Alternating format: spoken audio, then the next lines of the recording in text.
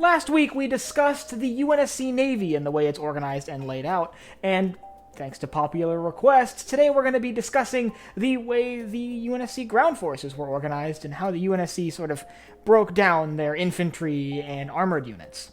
I'm Colin, and this is Sci-Fi Deep Dive.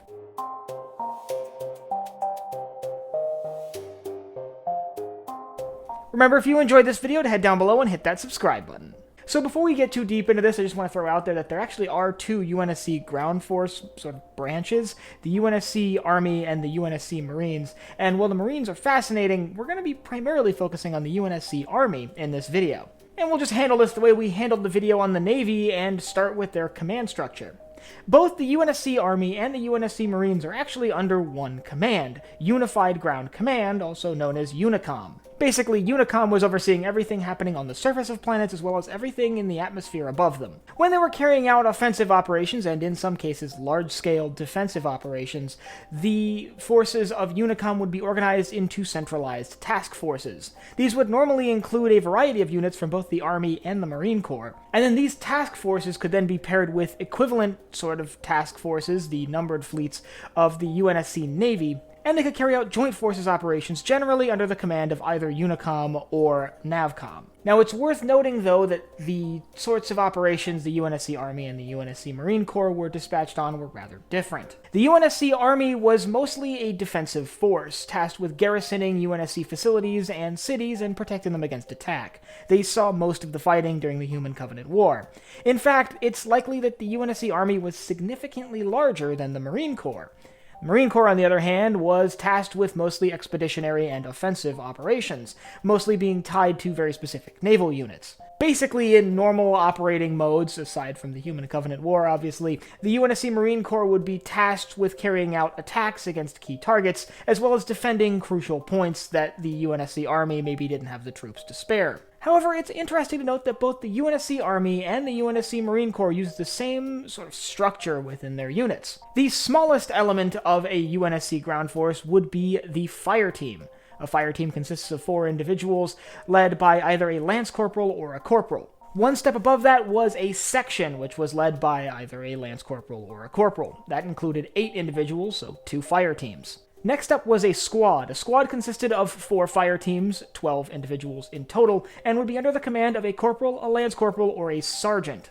4 squads together make a platoon of about 40 people. A platoon would be under the command of a second lieutenant or a staff sergeant. It's also noteworthy that this is where there's a little bit of a divergence between the UNSC Marine Corps and the UNSC Army. The Marine Corps' platoons consist of different numbers, with infantry platoons within the Marine Corps consisting of 3 squads instead of 4, and vehicle platoons within the Marine Corps consisting of 2 squads. Next up would be a platoon, which consists of 180 soldiers and would be under the command of a first lieutenant or a captain. Next up would be a company, which consists of 180 soldiers and would fall under the command of a first lieutenant or a captain.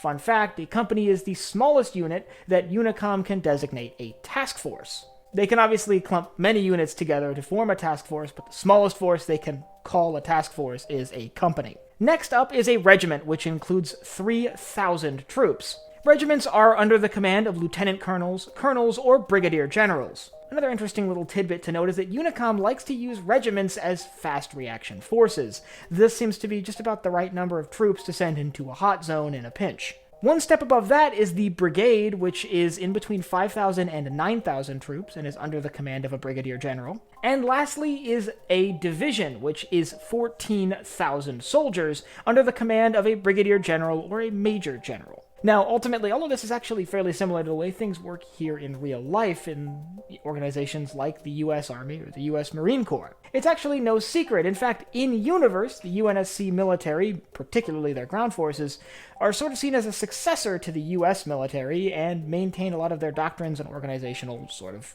infrastructure. There's a lot more in the nitty-gritty aspects of how this would have been organized and deployed, and it varies a lot based on situations. Unlike the naval forces, which are broken up into defensive fleets and sort of expeditionary or offensive fleets, the ground forces serve a much more fluid role, with regiments and divisions filling different roles at different times. But if you'd like to see just how different it is within the UNSC Navy, I'll leave a link up here to my video on how the UNSC Navy is organized. And I'd like you to let me know down in the comments whether you think it makes sense to have the same organization structure for the Army and the Marines. After all, they're filling very different roles, with the Army being mostly defensive and the Marines being an expeditionary force. So, do you think it makes sense for them to fit into the same sort of structure, or do you think they should really have different command structures? And if you have anything else you'd like to see me cover in Halo, leave it down below in the comments. Last but not least, if you enjoyed this video, head down below, hit the like button, the subscribe button, and the bell icon so you get notified when I upload new videos. So for Sci-Fi Deep Dive, I'm Colin, and I will see you next time.